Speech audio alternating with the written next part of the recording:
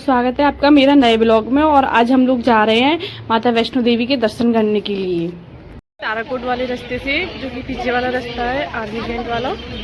देखिए यहाँ पर आपको डायरेक्ट व्हीकल छोड़ेगी जहाँ से आपको चढ़ाई करनी है। अगर आप बाणगंगा से शुरुआत करते तो आपको ऑटो लेना पड़ेगा, तब आपको चढ़ाई स्टार्ट करनी पड़ेगी। हमने यहाँ से देखिए लाइन में लग के ना हम लोगों ने यहाँ से पास लिए। ये गुल्लू देखिए, गुल्लू को भूख लग रही थी, फिर हम लोगों ने चढ़ाई स्टार्ट कर दी थी। ये देखिए गुल्लू बहुत परेशान कर रहा था क्योंकि उसे पीछे बार बार भाग रहा था। और ये देखिए कितने प्यारे प्यारे फ्लावर्स लगे थे यहाँ पे। हर मोड़ पे जैसे मुड़ते हैं ना तो वहाँ पे इतने प्यारे प्यारे फ्लावर्स लगे थे ना।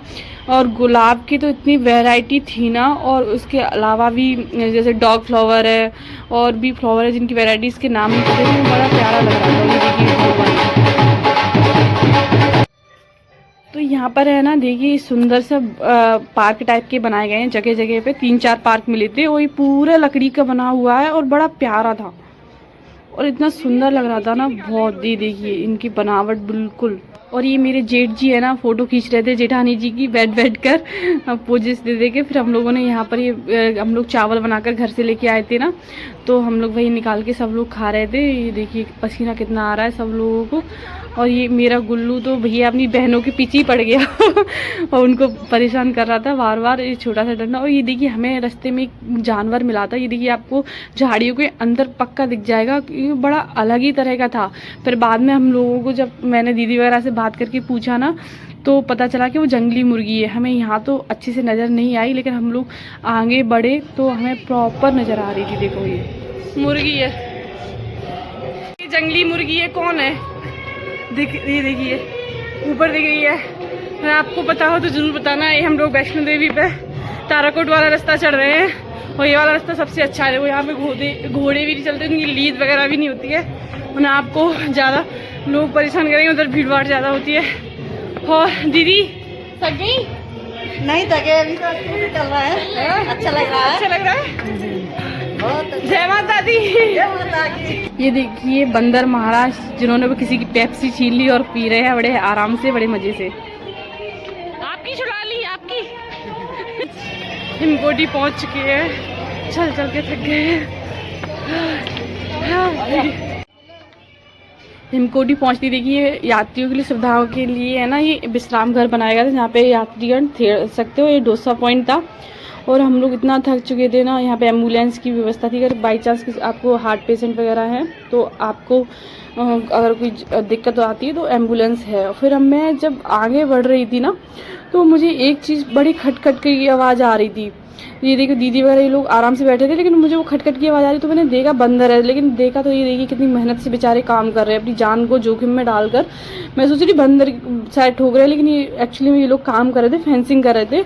क्योंकि अब बरसात आने वाली तो बारिश में पत्थर वगैरह गिरते रहते तो ये रिपेयरिंग कर रहे थे। ये देखिए लंगूर, इनकी पूँछ लंबी होती है, जो बंदर होते हैं उनकी पूँछ छोटी होती है।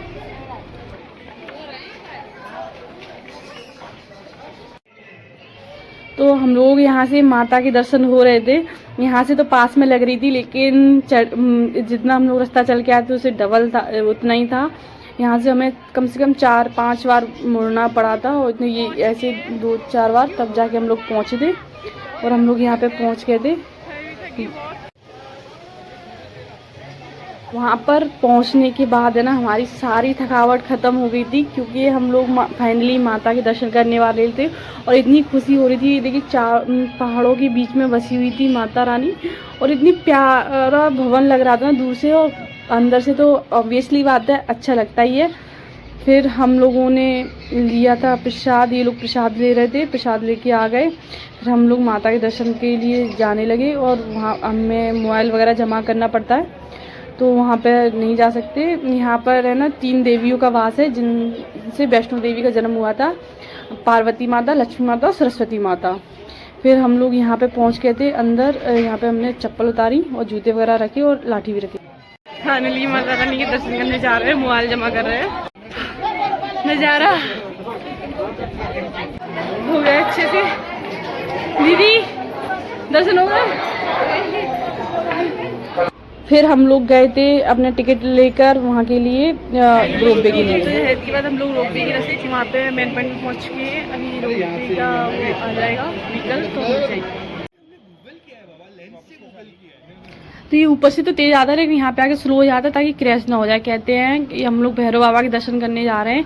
कहते हैं भैरव बाबा पहले भैरव तांत्रिक हुआ करते थे, जिनकी वजह से माता भागकर ये त्रिकुट पर्वतों के बीच में आई थी और अर्धकुंवारी गुफा में है ना वहाँ पर छुपकर उन्होंने तपस्या भी की थी। फिर वहाँ से आकर ऊपर जाके हम लोग स्टार्ट होगी।